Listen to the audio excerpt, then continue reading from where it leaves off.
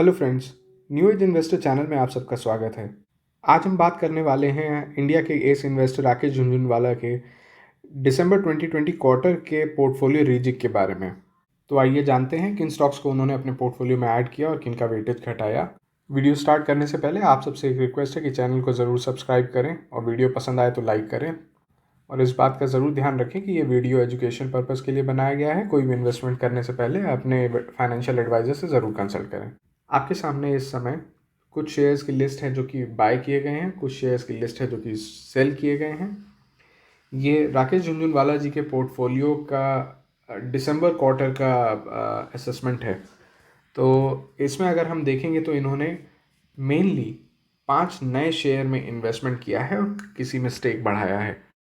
इनमें पहला है Bilcare limited, Anand Raj global, Wockhardt limited, Tata communication और इंडिया बुल्स रियल एस्टेट।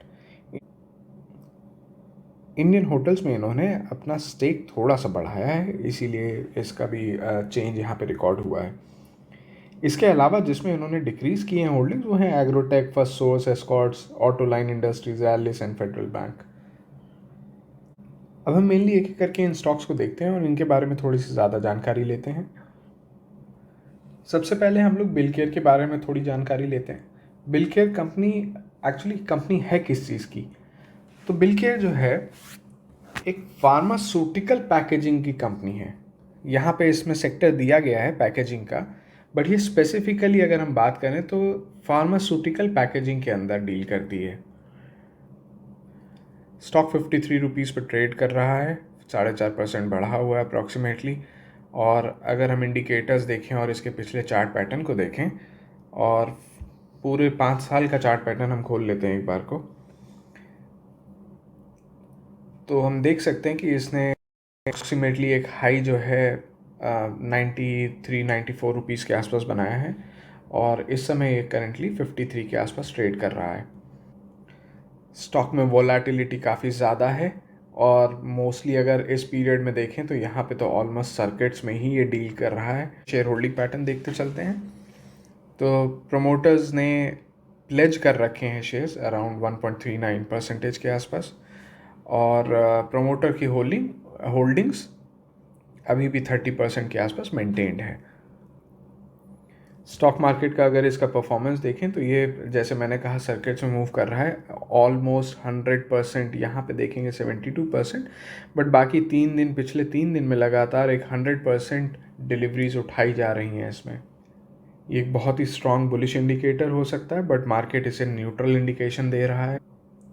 साथ के साथ इसका फाइनेंशियल परफॉर्मेंस भी देखते चलते हैं।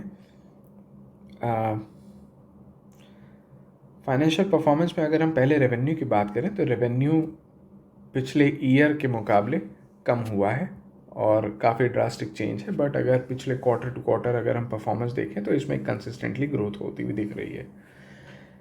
हम नेट प्रॉफिट की तरफ जाते हैं। नेट प्रॉफिट नेगेटिव में चल रहा है। रिजर्व्स एंड सरप्लस भी एक बार देख लेते हैं इसके। तो बैलेंस शीट पे अगर हम जाते हैं तो देखते हैं कि रिजर्व्स एंड सरप्लस जो हैं वो काफ़ी रिड्यूस हो गए हैं मार्च 2020 में और कंसिस्टेंटली अगर हम देखें मार्च 2016 से ईयर ऑन ईयर इसमें रिडक्शन हो रहा है। बट इसके साथ साथ अगर हम करंट लाइबिलिटीज़ पे जाते हैं और अदर लाइबिलिटीज़ पे जाते हैं तो ये कंटिन्यूसली इंक्रीज़ हो रही थी और मार्च 2020 आते आते इसमें एक भारी रिडक्शन देखने को मिला है हमें फ्रॉम मार्च 19। और फर्स्ट ग्लांस में अगर हम देखें तो ये जो फिक्स्ड एसेट्स थे वो फिक्स्ड एसेट्स 3159 से 1111 फिगर पे आ गए हैं। That means there has been some offloading of assets जिसको कि प्रॉबेबली डेट को ऑफसेट करने के लिए यूज़ किया गया होगा। ऑल इन ऑल बिलकेयर एक रिस्की स्टॉक है इन्वेस्ट करने के लिए। ब्लाइंडली निवेश ना करें और अपने कंसल्टेंट से ज़रूर बात कर लें इन्वेस्टमेंट करने से पहले। आइए नेक्स्ट स्टॉक के बारे में बात करते हैं। नेक्स्ट स्टॉक हमारा है वोकार्ड। वोकार्ड की स्टोरी एक टर्न अराउंड स्टोरी है, तो हम देखते हैं पहले कि क्या हुआ था। यूएस एफडीए ने, फूड एंड ड्रग एडमिनिस्ट्रेशन जो है, उन्होंने कई सारे प्लान्स जो हैं उनमें ऑडिट किया था 2013 और 2017 के बीच में। इसके अलावा 2008 में फाइनेंशियल क्राइसिस भी इस कंपनी ने झेला। ये ऑडिट होने के बाद एफडीए ने कुछ वायलेशंस रिकॉर्ड किए। इन वायलेशंस की वजह से यूएस में इनके ट्रेड में रेस्ट्रिक्शंस आ गई, जिसकी वजह से इनका शेयर प्राइस काफ़ी गिर गया। लेकिन हम थोड़ा सा क्लोजली देखें तो इन्होंने अभी रिसेंटली कमेंट किया है कि वो सारे रेगुलेशंस और वायलेशंस इन्होंने रिजॉल्व कर दिए हैं और अब ये ग्रोथ की ट्रैजेक्टरी पे हैं। एफडीए में अप्रूवल के लिए भी इन्होंने अप्लाई कर दिया है। पॉजिटिव पार्ट ये है कि ब्रिटेन में जो इनका ब्रेक्सिम का प्लांट है उसको नॉमिनेट किया गया है वायल्स फिल करने और वैक्सीन की पैकेजिंग करके डिलीवर करने के लिए फॉर द नेक्स्ट 18 मंथ्स। इसके फाइनेंशियल्स पे भी एक नज़र मारते चलते हैं। दिसंबर के अगेंस्ट में जहाँ पे इनके रेवेन्यूज़ 869 करोड़ थे दिसंबर 2019 में, इनके रेवेन्यूज 764 करोड़ रह गए हैं। लेकिन जैसे मैंने बोला, लास्ट फ्यू क्वार्टर्स में अगर हम देखें तो इनकी ग्रोथ कंसिस्टेंटली इम्प्रूव हो रही है रेवेन्यूज़ में। नेट प्रॉफिट अगर हम देखें तो काफ़ी कम ही है। अच्छी बात यह है कि जो प्रोमोटर के पास शेयर्स हैं, जिसमें से उन्होंने मार्च 2020 क्वार्टर में 37% प्लेज किए हुए थे, वो प्लेज के अमाउंट कम होते होते दिसंबर क्वार्टर में केवल 10% रह गए हैं। तो कंपनी एक पॉजिटिव साइड में जा रही है अपने प्लेज शेयर्स को रिकवर करने के लिए। अब आइए थर्ड स्टॉक की बात कर लेते हैं, जो कि इंडिया बुल्स रियल एस्टेट है। 81.65 पे ट्रेड कर रहा था आज के दिन और 2.51% का डिप देखा गया है। तो रीसेंट इन्वेस्टर प्रेजेंटेशन में इंडिया बुल्स ने बताया है कि वो एक नेट सरप्लस 11,400 करोड़ का अपने कंप्लीटेड या ऑन गोइंग जो भी रियल एस्टेट के प्रोजेक्ट्स हैं उनसे एक्सपेक्ट कर रहा है। अच्छा, इसके साथ साथ एम्बेसी ग्रुप के साथ इसका जो मर्जर है वो अप्रूवल के लिए गया हुआ है और ये एक्सपेक्ट कर रहे हैं कभी भी अप्रूवल आ सकता है। इस मर्जर में बेसिकली एम्बेसी ग्रुप, जो कि अभी तक 14% स्टेक ओन करता था इंडिया बुल्स में, अब 45% स्टेक ओन करेगा। मर्जर के बाद जो कंबाइंड एंटिटी बनेगी वो इंडिया की एक leading real estate development platform बन जाएगा।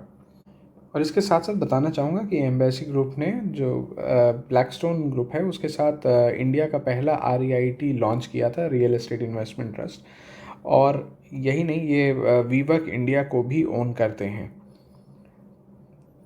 एक नज़र इनके शेयर होल्डिंग पैटर्न पे अगर डालें तो प्रोमोटर्स जो हैं वो रफली 23% कंसिस्टेंटली होल्ड कर रहे हैं अपना शेयर। FIIs ने क्वार्टर ऑन क्वार्टर अपना स्टेक रिड्यूस कर रहा है, 21% से 9% पे आ गए हैं। और दूसरी तरफ DIIs ऑलमोस्ट नील के बराबर 0.5 to 7% होल्ड करते हैं। मेजर शेयर होल्डिंग जो है वो पब्लिक की है और ये इंक्रीज़ हुई है 61 से 65 और इनफैक्ट 55 से 65, 10% का इंक्रीमेंट अगर हम पूरे एक साल के आसपास की बात करें तो। फाइनेंशियल्स पे एक नज़र मारते चलते हैं। दिसंबर 19 में 1232 करोड़ था, उसके बाद ऑलमोस्ट नील। कोविड की वजह से मार्च से सितंबर तक रेवेन्यू जनरेशन नहीं हुआ है, ऑलमोस्ट नील के बराबर है। लेकिन दिसंबर 20 में 721 करोड़ का रेवेन्यू जनरेशन हुआ। सिमिलरली नेट प्रॉफिट मार्च से लेके सितंबर में नेगेटिव था, बट दिसंबर में हमें वापस से पॉजिटिव नेट प्रॉफिट देखने को मिल रहा है। 5 ईयर्स का चार्ट देखें तो इसका हाईएस्ट अपने ऑल टाइम 2018 के आसपास था, जो कि रफली 265 के आसपास है और अभी करेंटली ये 81 रुपीज़ पर ट्रेड कर रहा है। अब आइए अगले स्टॉक की बात करते हैं। हमारा अगला स्टॉक आनंद राज है। आनंद राज जो है एक कंस्ट्रक्शन और रियल एस्टेट से रिलेटेड कंपनी है और पिछले 50 साल से ये ऑपरेशंस में है। एक ट्रस्टेड नाम है रियल एस्टेट सेक्टर में दिल्ली NCR में। इनके पास फुल्ली पेड और ready to develop land banks हैं। प्राइम लोकेशंस में है NCR में, जो कि ये आगे आने वाले टाइम में डेवलप करने के प्रोबेबिलिटी देख रहे हैं। और रियल एस्टेट सेक्टर में ये केवल हाई एंड रेसिडेंशियल्स ही नहीं, हाउसिंग टू हॉस्पिटैलिटी प्रोजेक्ट्स भी करते हैं, कमर्शियल डेवलपमेंट्स भी करते हैं। एक नज़र स्टॉक के ऊपर भी मारते चलते हैं और चार्ट को अगर हम देखें तो similar to other real estate sectors के जो स्टॉक्स हैं उनमें 2018 से कंसिस्टेंटली हमने एक ड्रॉप देखा है। और रिसेंटली जब कोविड के बाद से इंफ्रास्ट्रक्चर की रिक्वायरमेंट्स बढ़ी हैं और प्रोडक्शंस बढ़ रहे हैं तो हम एक अपसाइड देखते हैं इसमें। तो अभी इस समय ये जो है 43 रुपीज़ पर ट्रेड कर रहा है और इसका ऑल टाइम का high approximately close to 85 rupees रहा। रेवेन्यूज़ रिकवरी फेज में दिख रहे हैं यहाँ से। सिमिलरली अगर हम नेट प्रॉफिट को देखते हैं तो नेट प्रॉफिट इनिशियली बीच में नेगेटिव और ऑलमोस्ट ज़ीरो था और इसमें भी वैसे ही हमें एक प्लस साइड में आता हुआ ट्रेंड दिख रहा है। शेयर होल्डिंग पैटर्न को देखें तो शेयर होल्डिंग पैटर्न में प्रोमोटर्स के पास 65% होल्डिंग है। FIIs में कम हुई है होल्डिंग बट सिग्निफिकेंट नहीं है अगर हम 7% से 6.5% की बात करें तो। DIIs की होल्डिंग ऑलमोस्ट नेग्लिजिबल के बराबर है। इनिशियली 2019 में भी 0.48% ही थी और अब रिड्यूस होकर 0.02% रह गई, तो ये ज़्यादा सिग्निफिकेंट नहीं है। और इसके अलावा पब्लिक की होल्डिंग देखें तो पब्लिक की भी होल्डिंग ऑलमोस्ट कांस्टेंट है 28% के। और अब आखिरी में सबसे दिग्गज स्टॉक की बात करते हैं, टाटा कम्युनिकेशंस। ऐसा क्या है जो टाटा कम्युनिकेशंस को स्पेशल बना रहा है और उसके बारे में हम यहाँ देखते हैं। तो इनकी जो प्रेजेंस है वो रफली 200 कंट्रीज़ के अंदर है और फॉर्चून 500 में से 300 कंपनीज़ को ये सर्विस करते हैं, 7,000 कस्टमर्स हैं। इम्पॉर्टेंट चीज़ जो हम देखना चाहेंगे वो ये है कि ये कनेक्ट करता है 60% ऑफ वर्ल्ड्स क्लाउड जायंट्स को। टाटा कम्युनिकेशंस वर्ल्ड का लार्जेस्ट फुल्ली ओन्ड जो एडवांस्ड सब सी फाइबर नेटवर्क है, यानी कि सी के नीचे से जो नेटवर्क जाता है फाइबर का, जिसके थ्रू इंटरनेट ऑपरेट करते हैं, वो नेटवर्क जो है 30% ऑफ द वर्ल्ड का इंटरनेट रूट्स कैटर करता है। तो जैसे जैसे इंटरनेट ऑफ थिंग्स का डेवलपमेंट होगा या इम्प्रूवमेंट होगा और क्लाउड कंप्यूटिंग का इम्प्रूवमेंट होगा, उसका डायरेक्ट फ़ायदा टाटा कम्युनिकेशंस को मिलेगा। अब हम मनी कंट्रोल की साइड पे आ गए जहां हम स्टॉक की परफॉर्मेंस को देख लेते हैं। स्टॉक 1,002 रुपये पे ट्रेड कर रहा था, रफली 5% की गिरावट देखी गई है आज के दिन।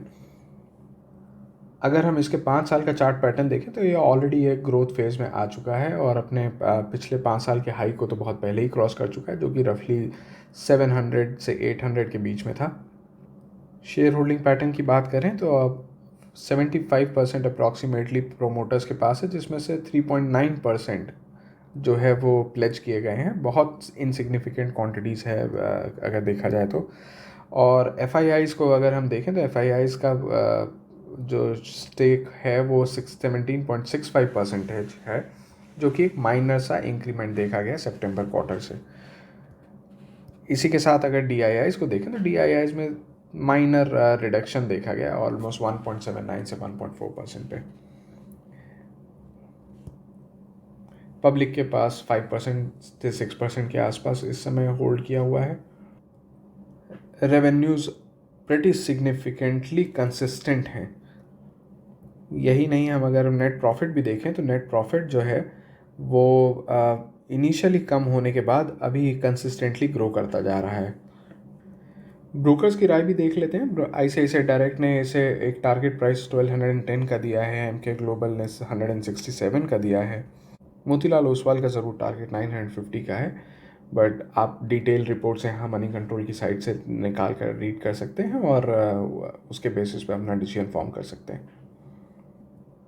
आखिरी में अगर हम देखें तो अप्रॉक्सीमेटली 40% के आसपास डिलीवरीज उठाई जा रही हैं टाटा कम्युनिकेशंस में। तो फ्रेंड्स, ये थी टोटल ओवरव्यू जो राकेश झुनझुनवाला के पोर्टफोलियो में चेंजेस हुए हैं उसके बारे में। अगर वीडियो आपको पसंद आया हो तो ज़रूर लाइक कीजिएगा और चैनल को सब्सक्राइब कीजिएगा। आज के दिन के लिए इतना ही। धन्यवाद। आपका दिन शुभ हो।